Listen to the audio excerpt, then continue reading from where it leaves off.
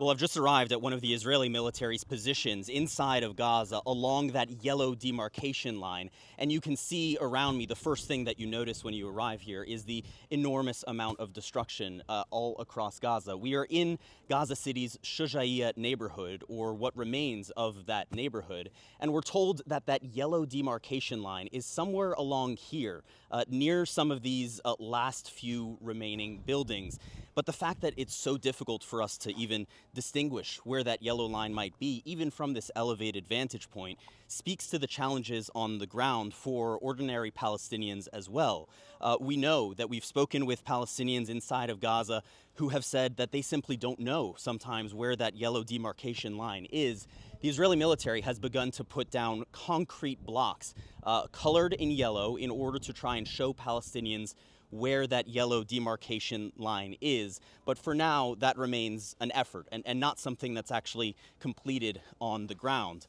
You can see here on the ground there are spent shell casings of bullets and grenades that have been left behind. The Israeli military is doing what they say is enforcing the yellow line, and that means in many cases firing upon individuals who cross that line. There have been cases where there have been Hamas militants who have crossed, who have been killed, but there are also cases where civilians have been killed by the Israeli military for accidentally crossing this invisible yellow line. Right now, we're also embedded with the Israeli military. It's the only way that we've been able to enter the Gaza Strip on very few occasions over the course of the last 2 years. And this certainly is no substitute for independent access for foreign journalists to Gaza. You know, we would like to be able to go here, to cross that yellow line, to go and speak with Palestinian civilians inside of Gaza. But the Israeli military, the Israeli government have made a decision to bar our free and independent access for the time being. There is a case before Israel's Supreme Court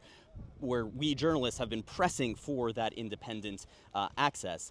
It's also important to note that as we look at this yellow line here, or where it might be, you can see the enormity of that task that lays before not only Palestinians in Gaza, but also this international mechanism that is supposed to be established. And a lot of challenges still remain.